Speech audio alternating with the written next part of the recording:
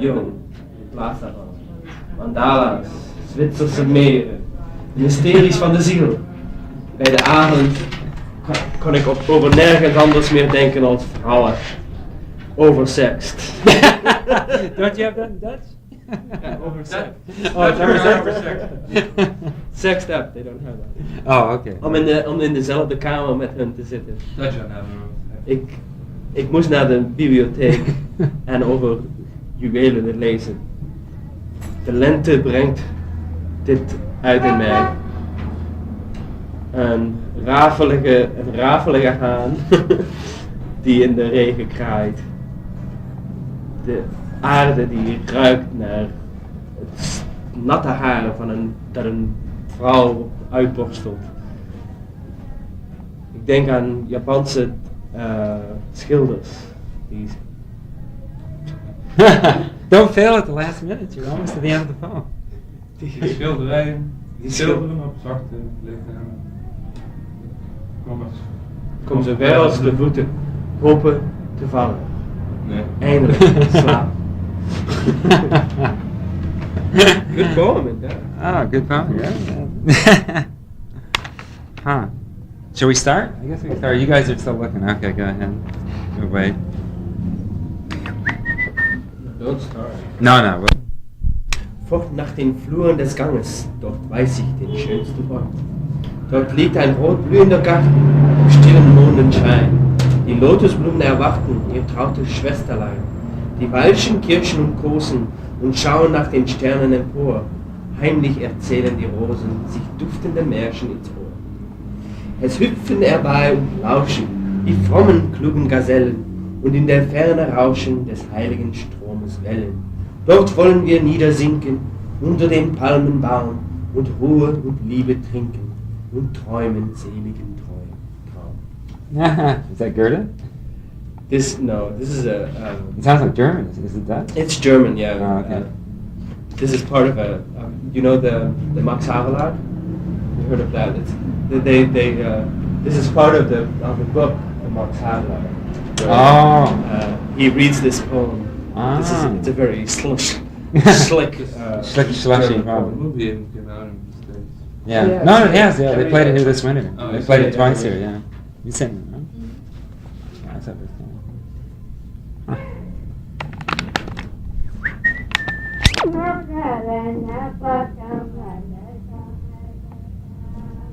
Well, welcome to our last international evening.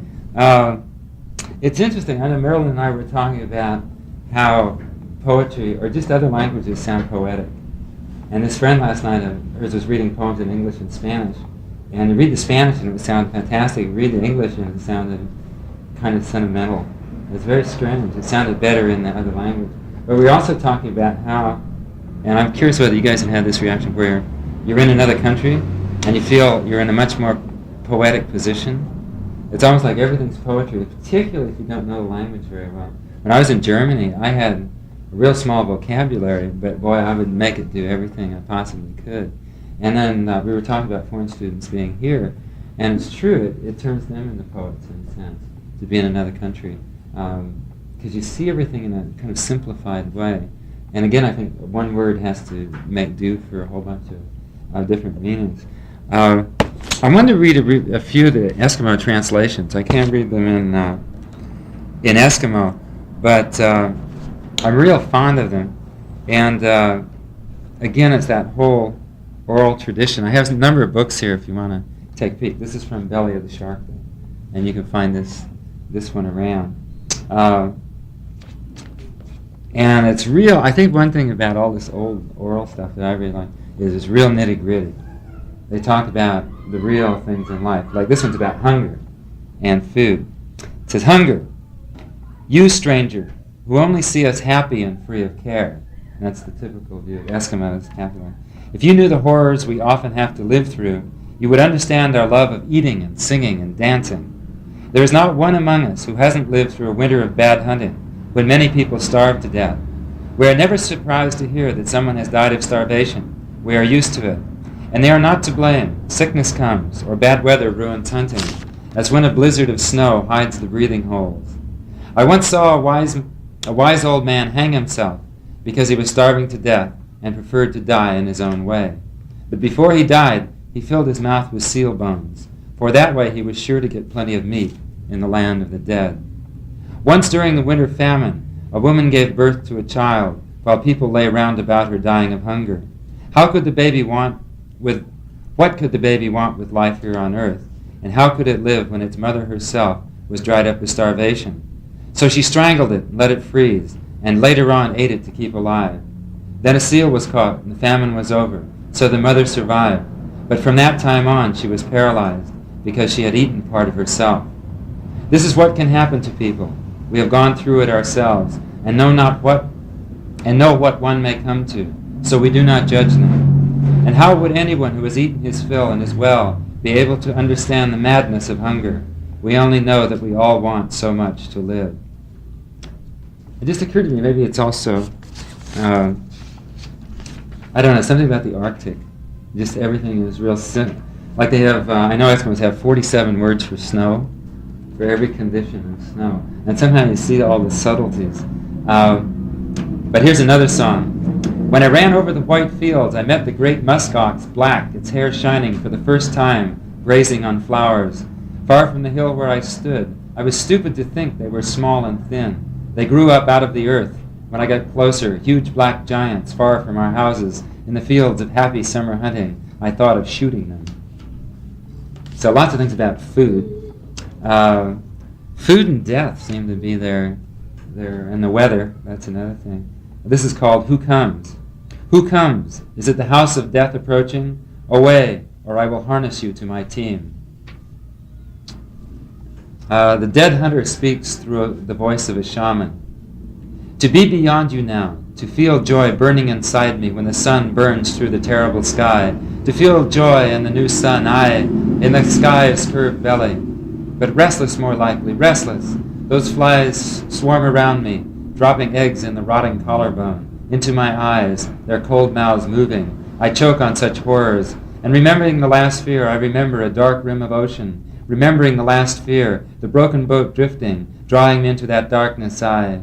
Now the other side holds me, and I remember men's fear in the boats. I see the snow forced into my door, fear's shadow over the hut, while my body hung in the air, the door hidden, aye. When I cried in fear of the snow, horror stuck in my throat. The hut walled me in. Slowly the ice floe broke. Horror choked me. The thin sky quivered with sound. The voice of the dark ice cracking cold mornings. Well, they have a lot of things. It's like the bad is very bad and the good is very good. And again, just when the weather's good, when all of a sudden you get a seal. Here's one called Spring Fjord. I was out in my kayak. I was out at sea in it. I was paddling very gently on the fjord Amasivik. There was ice in the water, and on the water a petrel turned his head this way, that way, didn't see me paddling. Suddenly, nothing but his tail, then nothing. He plunged, but not for me. Huge head upon the water, great hairy seal, giant head with giant eyes, mustache all shining and dripping, and the seal came gently toward me. Why didn't I harpoon him? Was I sorry for him? Was it the day, the spring day, the seal playing in the sun like me? Let's see, I'll just read one or two more. Here's one called Song of the Old Woman. All these heads, these ears, these eyes around me, how long will ears hear me? And those eyes, how long will they look at me? When these ears won't hear me anymore, when these eyes turn aside from my eyes, I'll eat no more raw liver with fat, and those eyes won't see me anymore. And my hair will have disappeared. Because that's like all of us. Well, here, you ready? You want to wait? Yeah, I can do one. Okay. See, I just had a son, so...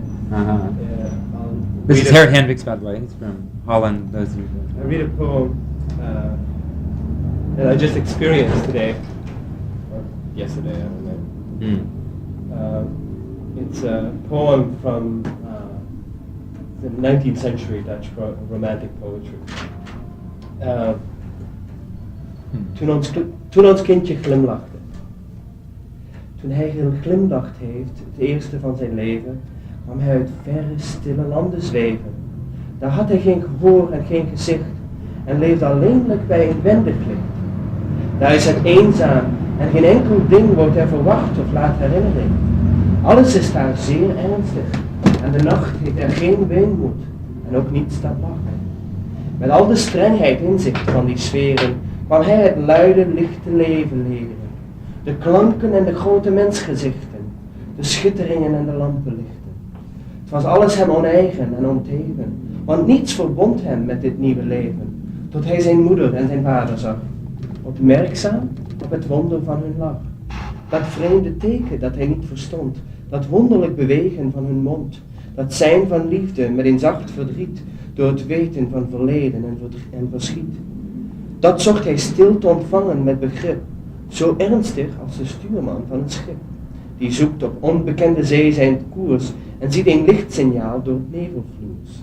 Hij ziet zijn ogen als tweelingsterren gaan en zag ons beurtelings de een na de ander aan, alsof hij omzocht in zijn hartegrond of hij geen antwoord voor het teken vond. Toen was hem plotseling of een vogel diep in hem ontwaakte die daar heel lang sliep en met een schone stem aan het zingen ging, liederen van blijdschap en herinnering. En als de bloem uit verre schemerland ontbloeide in hem erkenning en verstand. Hij zond het liefdeteken tot ons weer en lachte zelf en was niet eenzaam meer.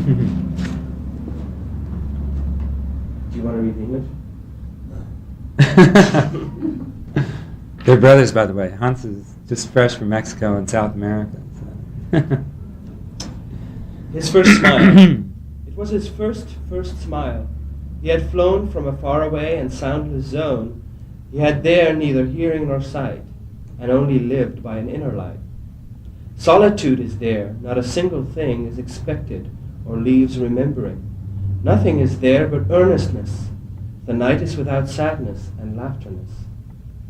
He had in him that void's austerity when he came to this loud's light pageantry. The sound and the faces of grown-up things, the lights of lamps and glitterings. To its strangeness he was indifferent. He had no connection with that new event, till he looked at his mother and father while watching the wonder of their smile. He didn't understand that baffling sign of lips that drew a curving line, that sign of love with a faint distress, though knowing the past and distantness. He sought to close within the grip of his comprehension, as on a ship the helmsman in waters new to him sees through the mist a signal gleam.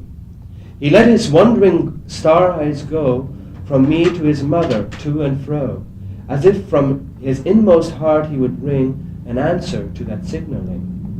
Then it seemed of a sudden as if a bird deep within him woke and stirred and started singing beautifully songs of gladness and memory. Like flowers from the distant twilight world, awareness and understanding unfurled. He answered our signal of love with his own. He smiled and ceased to be alone. That's great. That's it. I have one more so far, and then I have to go back to my book. It's a poem by a Flemish poet he was a Catholic poet, and he was known for his poems to God. And every poem he wrote was a poem to God. But the music of the poem is very, very, very clear. Like he wrote a poem about one of those bugs that walk on the water, and you can just see it. It's called schrijven. O krinkelende, winkelende waterding met het zwarte kapotse kaart. That's beautiful. I could read that, but maybe later. I'll read another one that I have a translation of. It's called O druisen van het ranke riet. He does a lot with alliteration too. And try to imagine the reeds by the river, by the water, and try to hear the sounds of the water and the reeds. Okay, see if I can evoke that. That is at all possible. O het ruisen van het ranke riet, o wissig toch uw droevig lied, wanneer de wind voorbij u voert en buigend uw halmen roert. Gij buigt ootmoedig neigend neer, staat op en buigt ootmoedig weer. en zingt al buigen het droevig lied dat ik beminne, o ranke riet. O druisen van het ranke riet, hoe dikwijls, dikwijls zat ik niet bij den stillen waterboor, alleen en van geen mens gestoord, en lonkte drimpelend water na, en sloeg uw zwakke stafjes ga, en luisterde op het lieve lied dat gij mij zongt, o ruisend riet. O het ruisen van het ranke riet, hoe menig mens aanschouwt u niet, en hoort u zingend harmonij, en toch luistert niet en gaat voorbij. Voorbij alwaar hem het herte jaagt, voorbij waar klinkend goud hem plaagt, maar uw geluid verstaat hij niet, o mijn beminde ruisend riet. Nochtans uw ruisend ranke riet, uw stem is zo verachtelijk niet.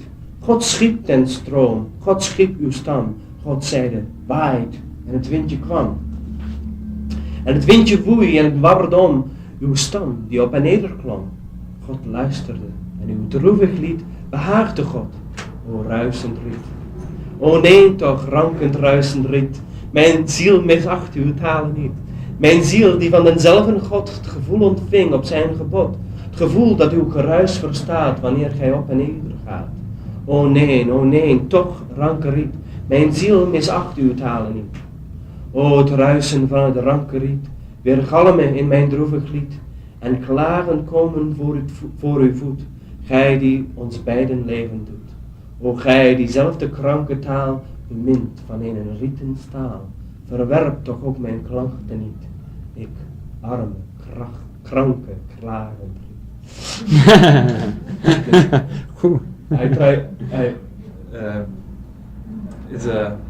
I have a remark. It's criticism. But, I try to roll the R's like they Which do you in the shouldn't club. do because there's a southerly poem who pronounces the R like very soft and the G also very, very soft. It's very soft spoken. Yeah. But it doesn't really matter. Matter, But just for thinking about it. Okay, I'll read the translation. You want to read the translation? Oh, rustling of the rushes throng. Oh, rustling of the rushes throng. Oh, that I knew thy sad, sad song, when as the wind comes sweeping by and bends thy rushes tenderly, and see thee bow with humble grace, and rise and bow again thy face, and hear that sad, thy sweetest song, go rustling through the rushes throng. Oh, rustling of the rushes throng, how often have I strayed along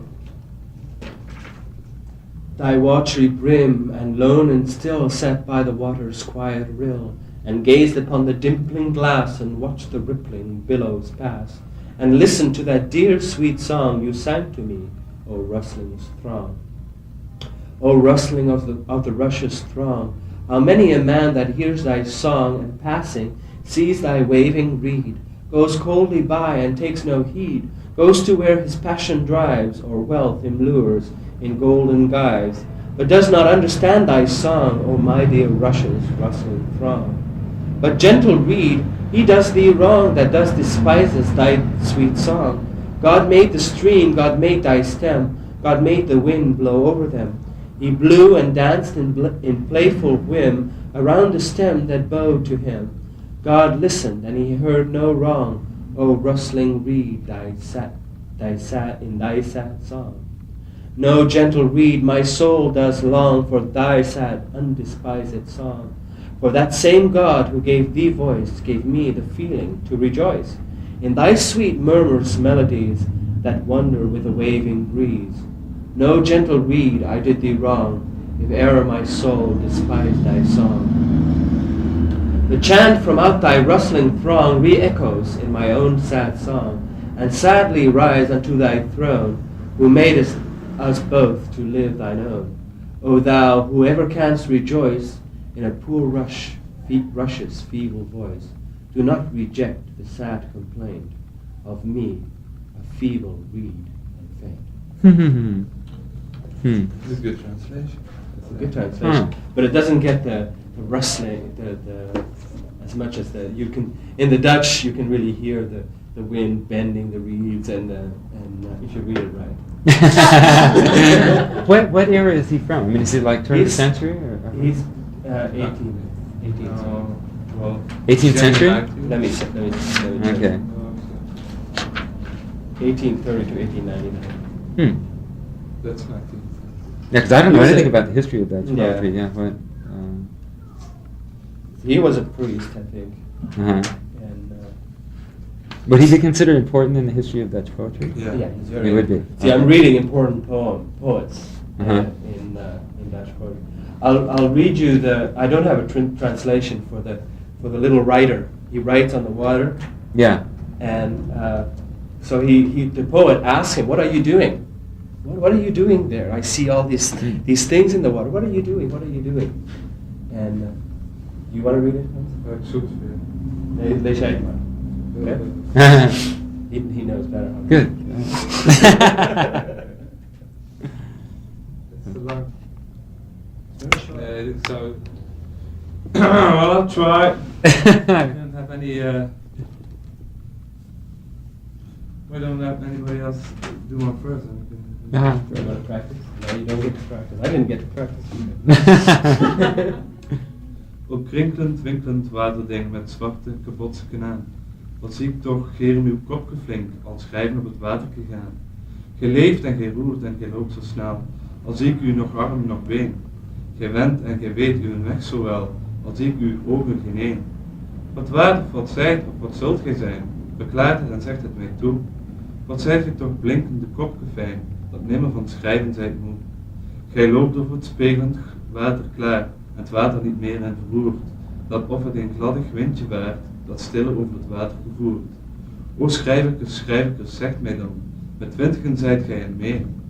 En er is er geen een die mij het zeggen kan, wat schrijft en wat schrijft gij zozeer. Gij schrijft en het staat in het water niet, gij schrijft en het is uit en het is weg. Geen christen en weet er wat dat bedient, of schrijverkes, zeg het mij, zeg. Zijn het visselkusdagen van schrijven moet, zijn het kruidkusdagen van schrijft, zijn het kijkers op bladjes of blonkers zoekt, of het water waarop dat gedrijft. Zijn het vogelkes pieterend klachtgepiep, of is het met blauwe gewelf, dat onder en boven u blinkt zo diep, of is het uw schrijverken zelf, en het krinkelend, winkelend waterding, met zwarte kapotte kanaan. Het stelde en het rekte zijn oortjes flink, en het bleef daar in stondeke staan. Wij schrijven, sprak het, al krinkelen af hetgene onze meester wel leert, ons makend en lerend te schrijven gaf, een lessen niet min nog te meer. Wij schrijven en kunt gij die lezen nog, niet lezen en zijt gij zo bot. Wij schrijven, herschrijven en schrijven nog den heilige namen van God. Okay, so the thing they write is that here. So the thing they write down is the name of God. Of course, that's what they're writing. Oh, so that's what they're writing on. Scribing, that's what that. Religious. That's the Yeah, one where that's I can figure out Yeah. over and over again. Religious books. Religious bugs. Yeah, religious Is this in Flemish and is this Flemish? This is Flemish, yeah. Flemish. What's the origin of that language? Well, that's The same as your language. Really? Yeah. But Flemish is Flemish close to French? I mean, I was Same as Dutch. the same as Dutch. Same as Dutch, but a little bit Closer, more pure. much closer to English. Than It sounds quite different. I don't know how Flemish that. is. Closer to English than to French. Oh yeah, it's the same. Well, Flemish is essentially the same as Dutch, but because it was all the same country. But the Flemish people had to. It's a dialect. It's a dialect of Dutch in the first place, or it used to be the main language because it used to be the center of the culture. And when the French took over, when with Napoleon, you know, all the government became French in Belgium, and so part of the country now is Flemish, and part of the country is French, and the Flemish have tried to purify the language, kept all French influences out of the language, which Dutch hasn't done. So you get You have a guttural harsh in Dutch then? You don't have it's only in the see, we come from the south of the country, close to the Belgian border, so we don't have that in our language. I'll try and find a more northern poem, and I'll try to read it in that. He will criticize me. He's already criticizing you. He's already criticizing How would me. I He doesn't think I can do it. We'll try. They don't know, Hans. So. Yeah, see, we don't know. It only hurts your ears. Okay. Well, while you're looking, do you want to read some in Latin, Clark? I know Sure, it's yeah? quite a It'd be a nice if you switch. want to. Sure, good. We'll come back. We'll just go. But what I want to know is how did a Dutch poet get a name like Guido? Guido. Guido. Is that Dutch? No, It sounds- it's French. It's French. French. French name. Hmm. But Gazella sure is That Dutch. sounds German. Is his first name Guido?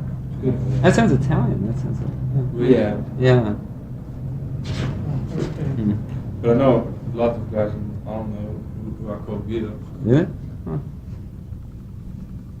Zal ik Jantje zag eens vragen? Sure. It's a good one. Uh-huh. Oh. That what you said.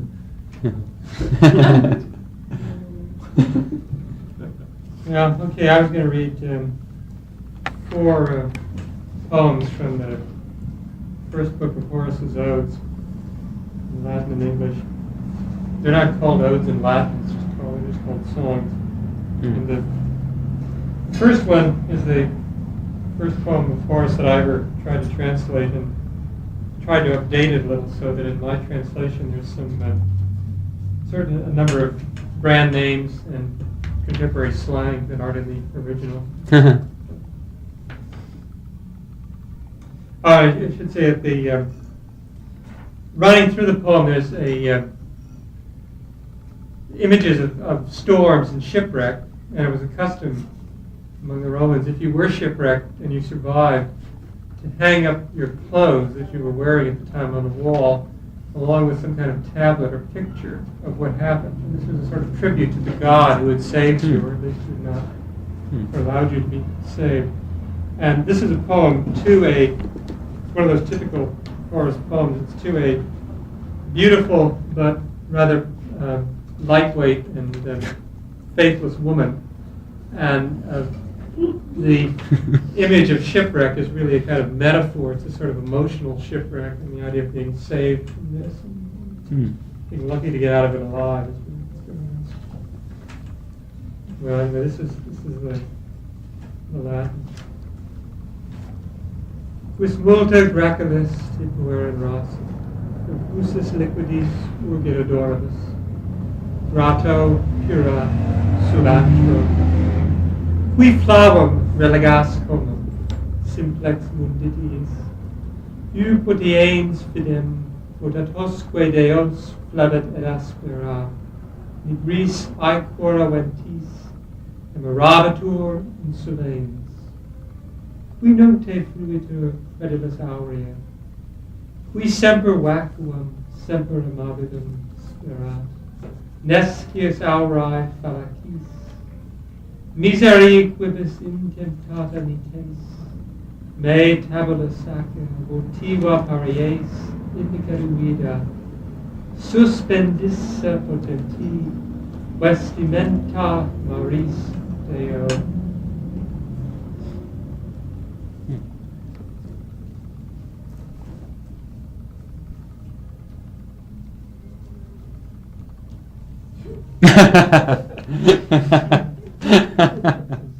Good background.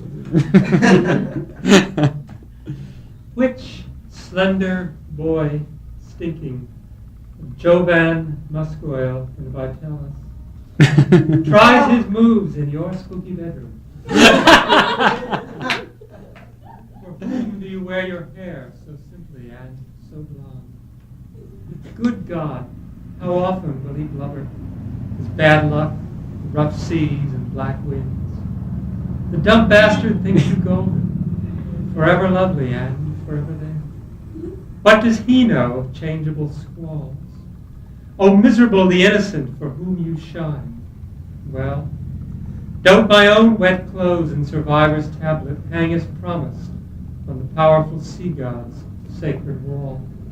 That's good. You want me to really want to go back to the Dutch? No, go ahead. Go ahead. We don't have any dirty ones. This is That's a good one.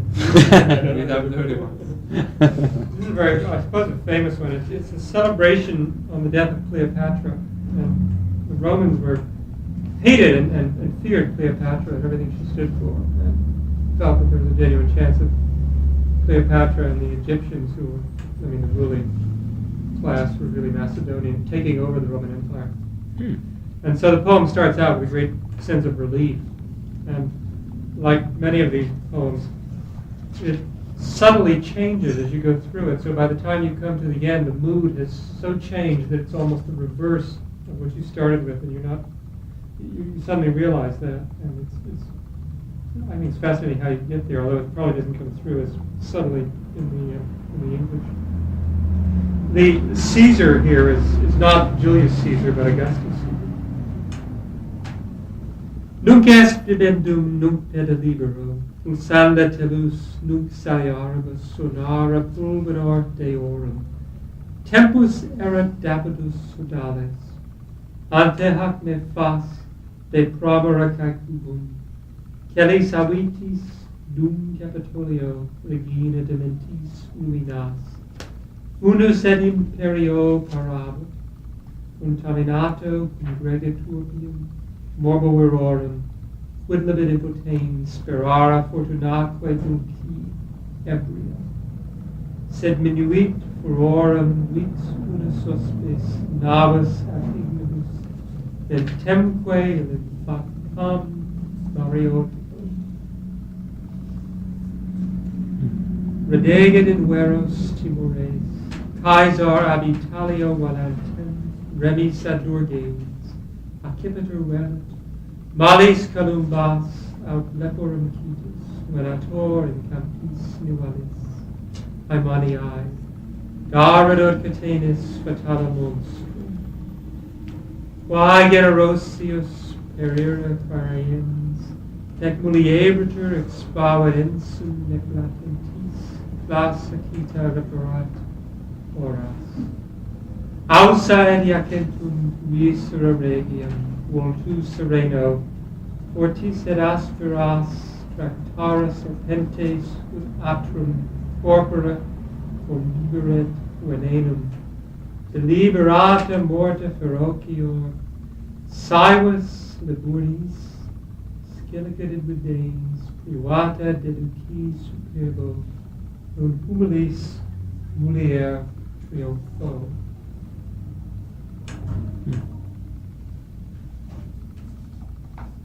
Now comes the drinking, the dancing, the free foot pounding the earth. Now, friends, let's furnish sumptuous banquets to the couches of gods.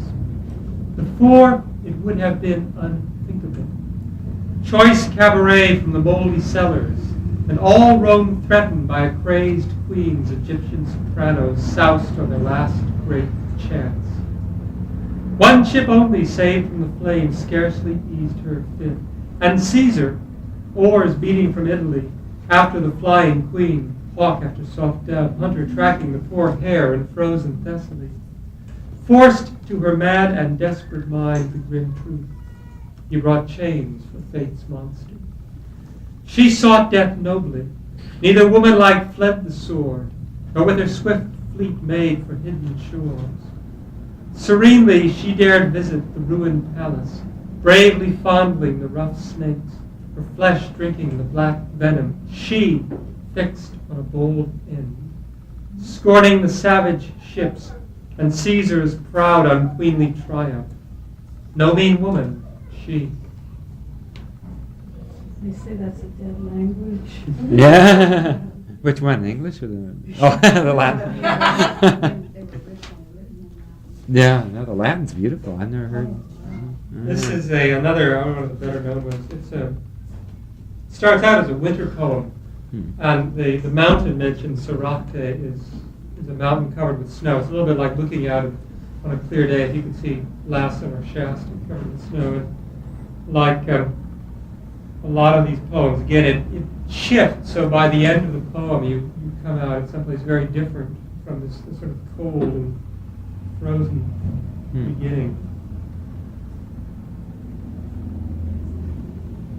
Vide sur altus et niva candidum soracte, nec iam sustineadonis, silvae laborantes jeluque, flumina constituent acuto, Dissolva frigis, ligna super foco, large repodens, atque benignis, de proma quadrimum sabina, o taliarche, merum diota, permitta divus caetera, qui simul strawera ventos, I for a fervido, deproliantis, nec cupressi, nec veteres, agatanter orni. Quid sit futurum, ras fuga quaerere, quem forstierum cumque dadat ad pone, nec dulcis amore spurne, querneque tu corias, dona quirenti canities abes morosa. Nunc et campus ariae, lenesque sub noctum susuri composita repetantur ora, nunc et latentis proditor intimo, gratus puellae risus ab angulo fignusque deractum lacertis, ab digito mala curtidasci.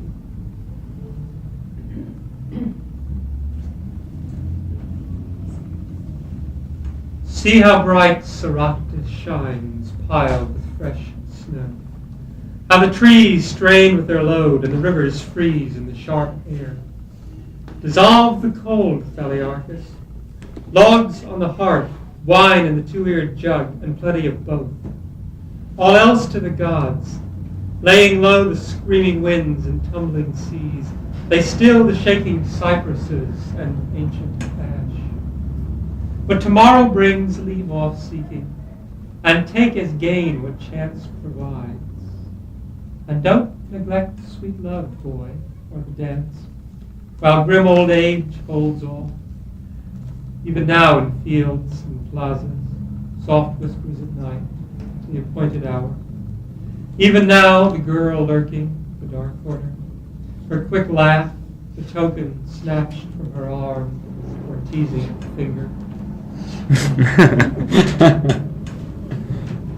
And the last one is the last poem in the first book of songs. It's a very short poem, and it's a drinking poem, and it's addressed to the slave boy who pours out the wine. The poet Horace is sitting in the arbor, getting drunk, and having the slave boy come by with a stone jar and pour out more and more wine, all the while talking about the need to be moderate and so on. And the Romans had a custom of, when they were drinking, of putting leaves around their head, vine leaves of some kind. And it's not clear whether they did this because they thought it mitigated the effects of alcohol, or whether they just did it to do it. Perhaps when they fell down, they didn't bump their head. Well, that may be. That's as good a theory as any. But yeah, in the poem, he's talking about the fact that he doesn't want anything really fancy. He says plain myrtle is good enough. Plain myrtle is not a woman's name. It's myrtle leaves he's putting in his head. And he contrasts this to all sorts of elaborate and kinky devices that presumably other cultures use. And the word Persian doesn't necessarily mean literally Persian. It's just a kind of symbol of everything Eastern and weird and extravagant that Horace doesn't like, just as he didn't like Cleopatra and the Egyptians and so on. Just like You had some hang-ups. Persicos ode puer apparatus, displicet nexae, hilera coronae, mitte sectari ras aquolacorum ceremoretur, simplici mirto nihil ad labores sedulus curo, neque te ministrum dedicit virtus, neque me sub arta vita bibentur.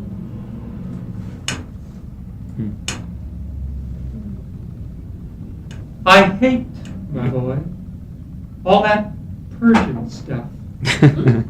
Lime bark crowns intricately woven, messing around for summer's last rose. And I don't much care to embellish plain myrtle. Good enough for you, boy, pouring out the wine. Good enough for me, stoned in the arbor. Well, why don't we hear some more Dutch and then we'll take a break? You really want to hear some more Dutch? Yeah, let's hear some more. We have the Dutch were always, they were very Calvinistic and very proper. And I have one poem that was written in about 18th century, admonishing children. These were educational poems for children. And You can translate that. I can translate that. I'll give you a translation I have to afterwards. do that with movements. Though. Can you do the movements while I do the? I only know this one. Do we still know them, even though it's? I know the first verse. It's called the plum tree. De pruimenboom in een vertelling. Jantje zag eens pruimen hangen, als eieren zo groot. Het scheen dat Jantje wou gaan plukken, schoon zijn vader het hem verbood. Hier is, zei hij, nog mijn vader, nog de tuinman die het ziet. Aan een boom zo vol geladen, mist men 5, 6 pruimen niet. Maar ik wil gehoorzaam wezen en niet plukken, ik loop heen. Zou ik om een handvol pruimen ongehoorzaam wezen? Nee. Voort ging Jantje, maar zijn vader, die hem stil beluisterd had, kwam hem in het lopen tegen, vooraan op het middelpad.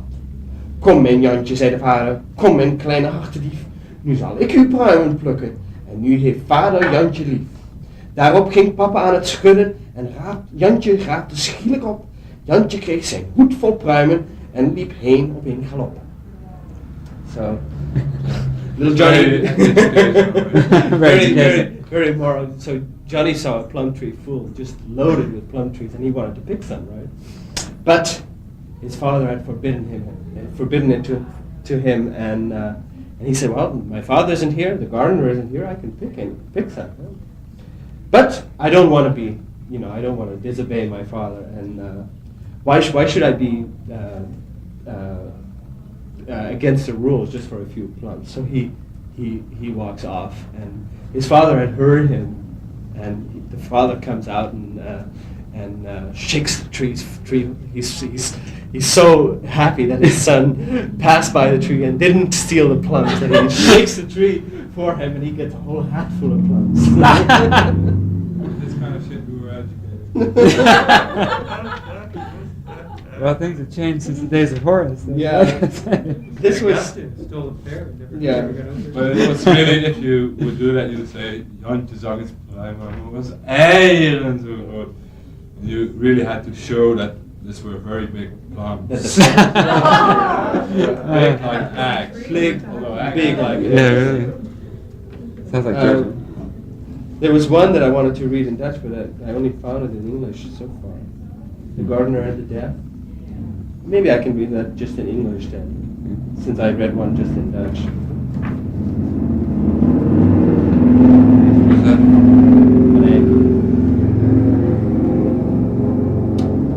This is one of the Arabian tales, right? The Tuinman and the Dood. Well, I only know the title in Dutch. I remember the title in Dutch. This is a Persian nobleman speaks. Early today, my gardener, terror-struck, rushed in and cried, "Alas, my cursed luck! I was at work, pruning the rosary. I turned, and there stood Death, and stared at me. I was afraid and ran in a cold sweat, but saw him make the gesture of a threat. Master, give me your horse, and let me be gone. Before nightfall, I'll be in Isfahan." He fled, and I, before the day was dark, met Death, strolling in a cedar park. He said no word, waiting what I should say. What meant that threat you gave my man today? He smiled and said, that gesture meant no threat, to scare him, but surprise at finding yet him busy at his task at early dawn, whom I must seize at night in Isfahan. Sounds very much nicer in that. Okay, I have to look some more because Look some more? Okay, why don't we take a break? And then we'll have some in Dutch. Did you bring some Japanese, Diana? Okay, great. Oh, they're real short. I know There's one a little. levity to this because we're also, Serious? serious. Serious? Oh, I'm gonna read some nonsense poems in German. So. Okay. I have one nonsense. I finished with a nonsense poem in Dutch. Mhm. We have a Dutch poet who writes Dutch poems that are totally understandable in Dutch, but he's an English teacher, and he writes them in an English. It sounds like English, but it's still Dutch. Oh. And this is a limerick from him. It's, a terrible infant called Peter sprinkled his bed with a geeter. His father got woos, took hold of a knoest, and gave him a pack on his meter. Sounds English, right? Does it sound? Does it mean the same thing in Dutch? What does it mean? Does it mean something in English? Does it mean something to you? I'll read it again. See, Oh yeah, go ahead. Go ahead. What does it mean to you? A terrible infant called Peter sprinkled his bed with a geeter. His father got woosed, took hold of a knoest, and gave him a pack on his meter. Well, you could make something of it. What does it mean? What does it mean? What does it mean? Huh. Well, I'm teaching him Peter wet his bed and his father just spanked it. Well, that's what it means. He took a big wooden stick and he hit him in the back. I know. No, he sprinkled his bed with a geeter. A Geeter. heater is a can, a sprinkler can, it's a watering can. Uh-huh.